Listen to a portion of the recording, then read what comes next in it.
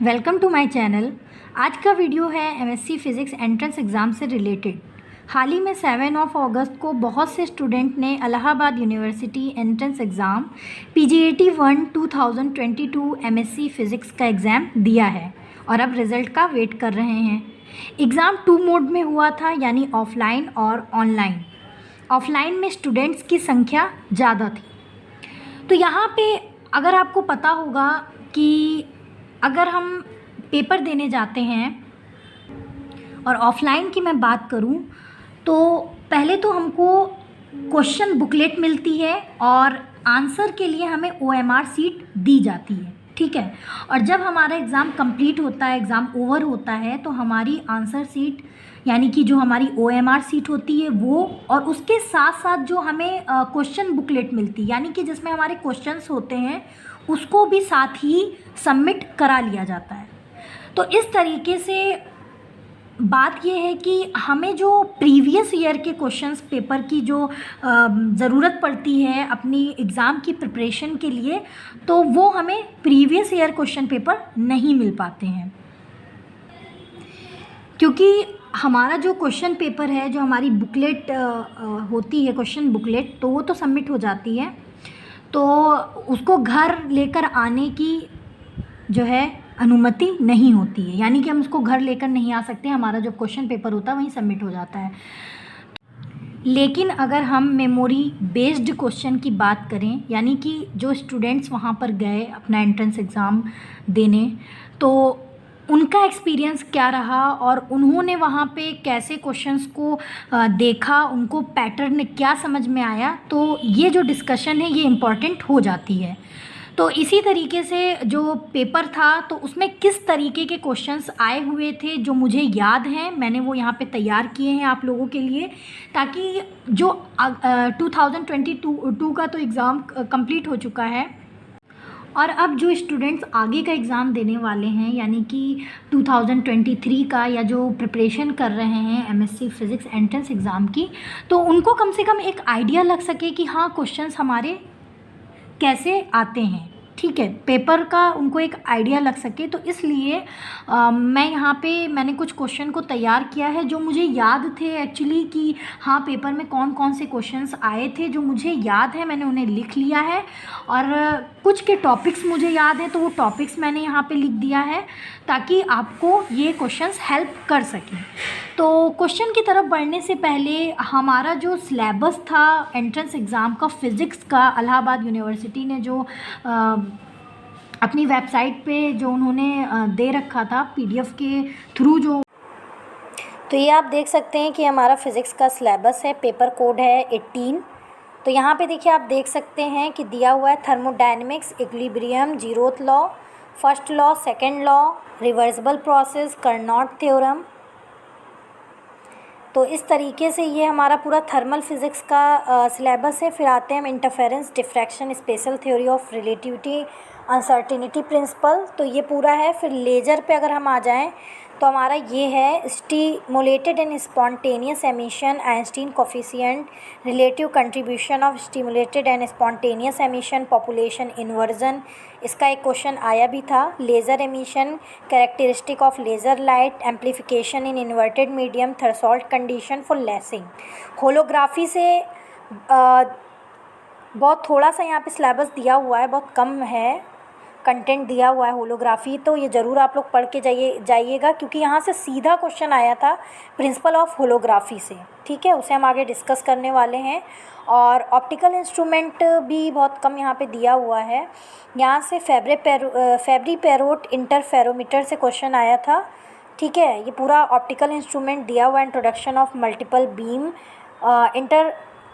फेरोमेट्री, Fabry Perot interferometer and इटलान, resolving power, determinations of wavelength, resolving power of Lummer plate, है ना, Greek plate, grating prism, spectrograph for visible IR and UV regions. Atomic physics से यहाँ पे देखिए दिया हुआ है। फिर आ जाते हैं हम मैग्नेटिक प्रॉपर्टीज़ ऑफ मटेरियल, तो ये भी बहुत कम कंटेंट दिया है, तो ज़रूर पढ़ लीजिएगा। यहाँ पे दिया हुआ है diamagnetism, Larmor's theory, diamagnetic susceptibility, paramagnetism, Langevin's theory, Curie's law, qualitative discussion of ferromagnetism and antiferromagnetism, quantum concepts दिए हुए हैं, यहाँ पे सिलेबस है। फिर न्यूक्लियर फिजिक्स से बहुत से क्वेश्चंस आते हैं, तो न्यूक्लियर फिजिक्स इंपॉर्टेंट है, यहाँ से ये सिलेबस दिया हुआ है, देख सकते हैं आप, पूरा लिखा हुआ है। तो ये हमारा सिलेबस है, ठीक है। और अब हम क्वेश्चंस की तरफ मूव करते हैं। तो देखिए, पेपर का सबसे पहला और दूसरा क्वेश्चन यही था, ये मुझे सीक्वेंस से याद है। पहला क्वेश्चन था nuclear fission of uranium are energy represent in the form of, 4 option दिए हुए थे, तो गामा रेज उसका सही आंसर है, तो डायरेक्ट मैंने आंसर लिखा है।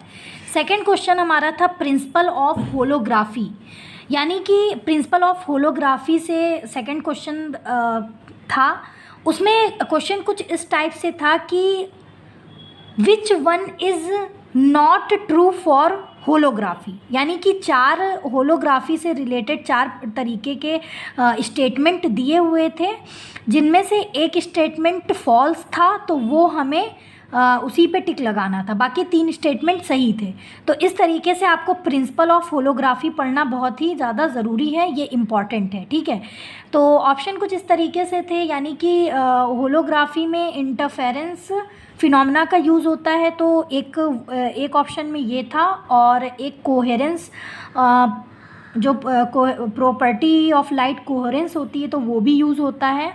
तो सेकंड ऑप्शन वो था, तो वो भी इससे रिलेट करता था होलोग्राफी से। एंड एक था कि 1947 या 1948 में इसका इन्वेंशन हुआ था होलोग्राफी का, तो ये भी करेक्ट था ऑप्शन। फोर्थ ऑप्शन शायद इनकरेक्ट था, जो होलोग्राफी से रिलेट नहीं कर रहा था, तो उस पर टिक लगाना था, ओके।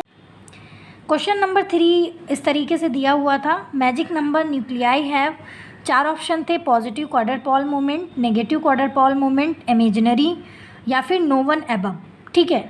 चौथा क्वेश्चन यहाँ पे जो मैंने लिखा है, तो वो पेपर में था, हेल्महोल्ट्ज़ फ्री एनर्जी इक्वेशन पूछी गई थी, मतलब 4 ऑप्शन दिए हुए थे थर्मोडायनेमिक्स के, कई थर्मोडायनेमिक्स रिलेशन जो हमारे होते हैं, कई इक्वेशंस होती हैं, तो वो दी हुई थी, जिनमें से आपको हेल्महोल्ट्ज़ फ्री एनर्जी इक्वेशन पे टिक करना था। तो इसका आंसर देखिए, मैंने डायरेक्ट यहाँ पे लिख दिया है।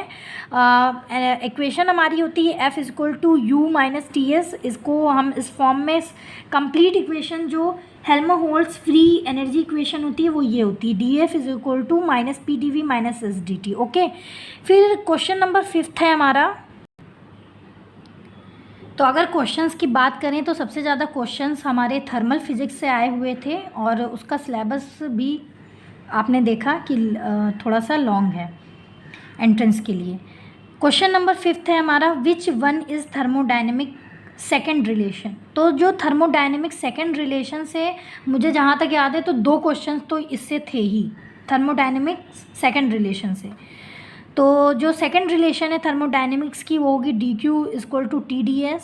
क्वेश्चन नंबर 6 है, which is the energy of Planck oscillator, ठीक है। अब देखिए, ये क्वेश्चन थोड़ा सा घुमा के, मतलब यहाँ पे जितने भी हमारे प्लांक्स इक्वेशन हमारी होती है, तो वो सारी लिखी हुई थी, E = hμ, E = nhμ, E = mc², E = average =hμ upon e⁻hμ kT - 1। तो ये 4 ऑप्शन थे।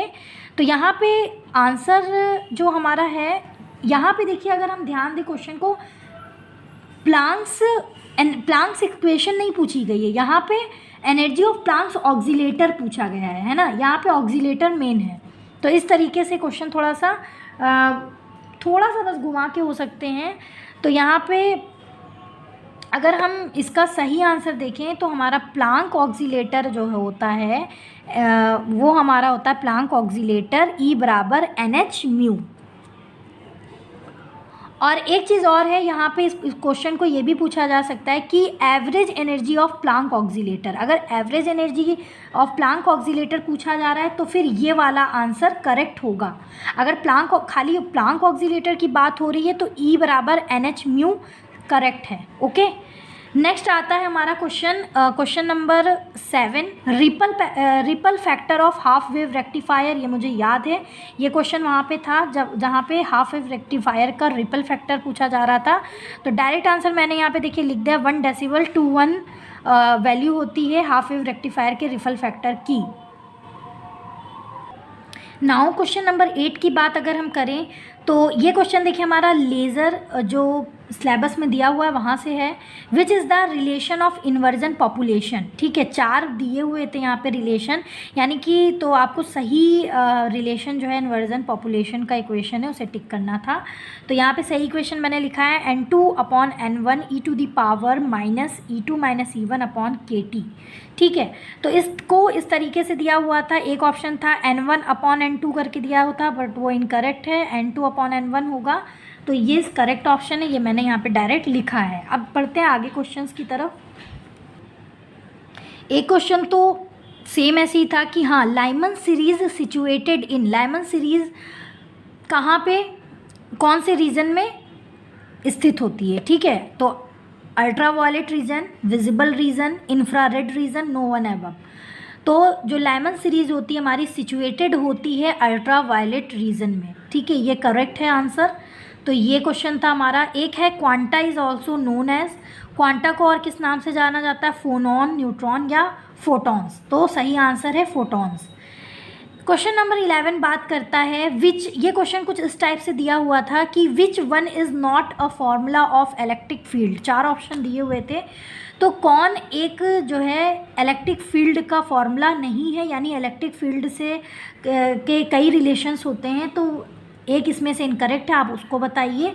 तो अब देखिए यहाँ पे क्या है, इलेक्ट्रिक फील्ड का अगर हम फार्मूला देखें तो हमारे कई फार्मूले होते हैं, कई रिलेशंस होते हैं, डिफरेंशियल फॉर्म में भी होता है, मैथमेटिकल रिप्रेजेंट उसको हम कैसे करते हैं, इलेक्ट्रिक फील्ड इंटेंसिटी का रिलेशन यहाँ पर आ जाएगा, मतलब कि E= जितने भी फार्मूले हमारे इलेक्ट्रिक फील्ड से रिलेट करते हैं वो सारे आ जाएंगे। तो इस तरीके से आपको इस पर आपको प्रिपरेशन करनी है ना। मतलब इलेक्ट्रिक फील्ड अगर हम इलेक्ट्रिसिटी एंड मैग्नेटिज्म टॉपिक से देखें तो इलेक्ट्रिक फील्ड के जितने फॉर्मूले हमें वो एक तरफ लिख लेने, मैग्नेटिक फील्ड से जितने फॉर्मूले रिलेट करते हैं वो लिख लेने, तो यहाँ से क्वेश्चन बनता है। ओके, तो यहाँ पे हम यहाँ पे कई फॉर्मूले जो है इलेक्ट्रिक फील्ड से बन सकते हैं, तो कोई एक इनकरेक्ट था तो वहाँ पे बताना था। Okay, which one of the following is a correct thermodynamic relation. तो देखिए ये बहुत इंपॉर्टेंट क्वेश्चन होता है और इस तरीके के कई क्वेश्चंस थर्मल फिजिक्स से आए हुए थे। मतलब करेक्ट थर्मोडाइनमिक रिलेशंस को बताइए, करेक्ट फर्स्ट थर्मोडाइनमिक रिलेशन को बताइए, और हमने अभी यहाँ पे पहले आपको बताया कि सेकंड थर्मोडाइनमिक रिलेशन जो हमारा है, तो उनमें से कम 2 क्वेश्चन आए हुए थे। तो यहाँ पे देखिए अगर हम बात करें कि कौन सा थर्मोडायनेमिक रिलेशन करेक्ट है, तो यहाँ पे 4 ऑप्शन दिए हुए हैं। और तो अगर हम इन इक्वेशंस को ध्यान से देखें तो ये जो पहली इक्वेशन है ये हमारी इंटरनल एनर्जी की इक्वेशन है। डी यू हमारा क्या होता है, इंटरनल एनर्जी, तो ये हमारा थर्मोडायनेमिक रिलेशन नहीं है। एंड सी ऑप्शन देखें तो ये हमारा डी एफ इक्वल टू ये वाला, तो ये हमारा रिलेशन है हेल्महोल्ट्ज़ फ्री एनर्जी इक्वेशन का। एंड अगर हम फोर्थ इक्वेशन देखें तो ये हमारा गिब्स एनर्जी इक्वेशन की रिलेशन है, ठीक है, डी जी करके। अच्छा, तो अब हमारे पास बचता है ऑप्शन जो वो बी ऑप्शन बचता है। तो अब यहाँ पे देखिए इसका सॉल्यूशन यहाँ पे हमने दिखाया है कि ये किस तरीके से करेक्ट रिलेशन है थर्मोडायनेमिक्स रिलेशन के लिए। तो यहाँ पे देखिए जो हमारा इक्वेशन ऑफ इंथैल्पी होता है H=U+PV, इक्वेशन ऑफ इंथैल्पी है ये। तो यहाँ पे हमने जो है फिर इस इक्वेशन को फिर एंथैल्पी की जो इक्वेशन है इसको हमने डिफरेंशिएट के फॉर्म में लिखा, इसको डिफरेंशिएट किया। तो DH=DU+PdV+VdP, हमें ये रिलेशन यहाँ पे मिल जाएगी। उसके बाद जो है यहाँ पे आप देख सकते हैं डी यू दिया हुआ है, यानी कि इंटरनल एनर्जी। तो इंटरनल एनर्जी का जो फॉर्मूला होता है यहाँ पे हम पुट करेंगे, तो इंटरनल एनर्जी का फॉर्मूला हमारा होता है DU=TdS-PdV। यहाँ पे मैंने बॉक्स में लिखा हुआ है, तो यहाँ पे बस डायरेक्ट में हम वो पुट करते हैं। तो जैसे ही हम यहाँ पे वो पुट करेंगे और ये TdS-PdV DU की जगह पुट किया, बाकी मैंने वही उतारा PdV+VdP, तो ये हमारा कैंसिल हो जाएगा। जो हमारी इक्वेशन आती है DH=TdS+VdP, है ना। तो ये हमारी ऑप्शन नंबर बी आता है जो कि करेक्ट है थर्मोडायनेमिक रिलेशन के लिए, है ना। तो ये हमारा करेक्ट ऑप्शन होगा। तो इस तरीके से इस क्वेश्चन से हमें क्या पता चलता है कि जो हमारा थर्मल एनर्जी में जो हमारी 4 इक्वेशन होती हैं, इनको हम जो है एप्लीकेशंस ऑफ थर्मोडायनेमिक रिलेशन भी कह सकते हैं।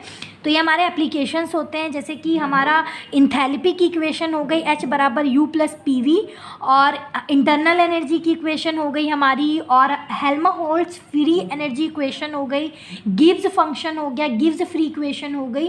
तो ये चारों जो इक्वेशंस है ये हमें तैयार करनी है। यहाँ से क्वेश्चंस इम्पॉर्टेंट होता है और यहाँ से क्वेश्चन बनता ही बनता है और ये आता है। तो यहाँ से हमें ये चीज़ को प्रिपेयर करना है। ओके, तो क्वेश्चंस तो हमारे जो मेन सब्जेक्ट होता है वहाँ से 50 क्वेश्चंस आते हैं। 50 क्वेश्चन हमारे जनरल अवेयरनेस के होते हैं, तो वो कंपलसरी होते हैं सभी के लिए, चाहे आप MSc MA या MCOM से हो, तो वो सबके लिए ज़रूरी होता है, वो करना होता है पार्ट 1 में। और पार्ट बी में हमारे 2 सब्जेक्ट होते हैं। तो जो भी सब्जेक्ट, अगर हमें 2 सब्जेक्ट करना है तो हम वो 2 सब्जेक्ट के क्वेश्चन करते हैं। तो इस तरीके से 150 क्वेश्चन हो जाते हैं। अगर हम एक सब्जेक्ट चूज़ करते हैं तो 100 क्वेश्चन करना होता है। ओके, 50 तो जनरल अवेयरनेस के होते हैं, 50 क्वेश्चन हमारे मेन सब्जेक्ट के होते हैं इलाहाबाद यूनिवर्सिटी के पेपर पैटर्न में। तो 50 क्वेश्चंस तो यहाँ पर आए थे। अब 50 तो मुझे नहीं याद है, पर जितने मुझे याद हैं वो मैंने आपके लिए लिख के रखा हुआ है, ताकि आपके लिए ये हेल्पफुल साबित हो सके। और यहाँ पे क्वेश्चंस करीब हमने 20 क्वेश्चंस, मुझे याद है 21 ऐसे क्वेश्चन आपको यहाँ पे दिख जाएंगे। तो क्वेश्चन नंबर 13 है हमारा, the susceptibility of paramagnetic substance are, है ना। अगर हम ये देखें कि जो हमारे पैरामैग्नेटिक सबस्टेंस होते हैं उसकी ससेप्टिबिलिटी जो होती है वो क्या होती है, तो वहाँ पे 4 ऑप्शन दिए हुए थे, small and positive number, small and negative number, no one above, ऐसे करके दिए हुए थे। तो करेक्ट आंसर है हमारा, जो ससेप्टिबिलिटी होती है पैरामैग्नेटिक सबस्टेंस की, तो वो हमारी स्मॉल एंड पॉजिटिव नंबर होता है। ओके, फिर क्वेश्चन हमारा आता है, यहाँ से हमें एग्जैक्टली तो नहीं याद है कि कौन सा क्वेश्चन था, बट क्यूरी लॉ से रिलेट करता हुआ क्वेश्चन था। तो इस तरीके से हमारा क्यूरी लॉ आप पढ़ लीजिएगा, ये इंपॉर्टेंट है, इसीलिए मैंने इसको यहाँ पे लिखा हुआ है अपने क्वेश्चन में। क्यूरी लॉ हमारा होता है ससेसिबिलिटी को जो रिप्रेजेंट करता है एक्स करके इक्वल टू C/T। तो यहाँ पे ये जो है, जो ये हमारा ससेप्टिबिलिटी को रिप्रेजेंट करता है, जो कि एक स्मॉल एंड पॉजिटिव नंबर है। T एब्सोल्यूट टेम्परेचर को रिप्रेजेंट करता है। C हमारा यहाँ पे कांस्टेंट होता है। क्वेश्चन 15 भी हमें याद नहीं है कि क्वेश्चन क्या था, पर वो मैग्नेटिक क्वांटम नंबर से रिलेट करता हुआ क्वेश्चन था। तो यहाँ से कुछ क्वेश्चन पूछा गया था। I think magnetic quantum number में जो वैल्यू होती है m की, वो क्या होती है, शायद इस तरीके से 4 ऑप्शन दिए हुए थे। तो यहाँ से हमें पता चलता है कि जो हमारे क्वांटम नंबर है वो पढ़ के जाना इंपॉर्टेंट है। 4 हमारे क्वांटम नंबर होते हैं, एजीमोदल, मैग्नेटिक, एंड सबसे पहला quantum number principle quantum number और स्पिन क्वांटम नंबर। तो ये 4 इंपॉर्टेंट हैं, यानी कि क्वांटम नंबर तो आपको तैयार करके ही रखना है, यहाँ से क्वेश्चंस आते हैं। 4 क्वांटम नंबर हैं, किसी से भी आ सकते हैं, ठीक है। तो ये इंपॉर्टेंट है, ये टॉपिक आपको पढ़ के जाना ही जाना है। क्वेश्चन नंबर 16 देखते हैं हमारा क्या है। तो यहाँ पे if water boils at a low temperature to high temperature then the air pressure is decrease, the temperature is decrease, latent heat is decrease, none of the above. तो correct option is the air pressure is decrease. Question number 17, जो question नहीं याद है, पर जो topic था वो Carnot engine से रिलेटेड था। तो कार्नोट इंजन, हाँ, तो क्वेश्चन था एफिशिएंसी ऑफ कार्नोट इंजन से रिलेट करता हुआ क्वेश्चन था, एग्जैक्टली नहीं याद है। तो ये टॉपिक इंपॉर्टेंट है, Carnot engine, efficiency of Carnot engine, ये आप ज़रूर पढ़ के जाइएगा। फिर क्वेश्चन 18 हमारा आया था कुछ इस तरीके से कि, तो क्वेश्चन नंबर 18 था हमारा, which one is first law of thermodynamics. हाँ, तो यहाँ से क्वेश्चन था। तो ये तो बहुत अच्छी बात है कि फर्स्ट लॉ ऑफ थर्मोडायनेमिक्स सभी को पता होता है। बट यहाँ पे बात ये है कि जो हमारे क्वेश्चन जो ऑप्शन दिए रहते हैं वो थोड़ा सा घुमा के दिए रहते हैं, तो करेक्ट ऑप्शन आपको यहाँ से चूज़ करना है, इस बात का आपको ध्यान देना है। तो यहाँ पे देखिए पहला अगर हम ये वाला रिलेशन देखें जो हमारा Q equal to delta U plus W, यानी कि हीट Q जो है हीट को रिप्रेजेंट करता है, डेल्टा U इंटरनल एनर्जी को, W वर्क को। तो जो हीट का जो रिलेशन होता है वो होता है Q equal to delta U plus W. तो अब इसको अगर हम सही तरीके से लिखें, है ना, इसको इस रिलेशन को अगर हम सही तरीके से लिखें तो जो हमारा थर्मोडायनेमिक्स फर्स्ट लॉ होता है वो हमारा इंटरनल एनर्जी के फॉर्म में होता है, यानी कि delta U equal to Q minus W हो जाएगा। तो ये रिलेशन जो है, ये जो बॉक्स में मैंने लिखा है, ये करेक्ट रिलेशन है फर्स्ट लॉ ऑफ थर्मोडायनेमिक्स का। तो यहाँ पे देखिए जो है क्वेश्चन 18 का ऑप्शन नंबर सी करेक्ट है, delta U equal to delta Q minus delta W. ठीक है। क्वेश्चन नंबर 9 हमारा क्वेश्चन था एंट्रोपी, यानी एंट्रोपी आपको पढ़ के जाना है, वहाँ से रिलेट करता हुआ क्वेश्चन था। तो एंट्रोपी हमारी क्या होती है, D S equal to D Q upon T. अगर इसको हम एडियाबैटिक प्रोसेस में देखें तो D Q equal to zero हो जाएगा। अगर हम इस रिलेशन में रखें तो D Q upon T equal to zero पूरा हो जाएगा ये। ठीक है। तो यहाँ पे हमारा डी एस ज़ीरो हो जाएगा एडियाबैटिक प्रोसेस में। तो एंट्रोपी जो है एडियाबैटिक प्रोसेस में D S equal to zero होगी। तो एंट्रोपी से रिलेट करता हुआ क्वेश्चन था। ठीक है। तो ये पूछा जा सकता है, इम्पॉर्टेंट है, पढ़ के जाइएगा। और अगर एक और क्वेश्चन की हम यहाँ पे बात करें, वो एक्चुअली मैंने यहाँ पे लिखा हुआ नहीं है, बट इस तरीके का क्वेश्चन भी इम्पॉर्टेंट है, पेपर में आया हुआ था।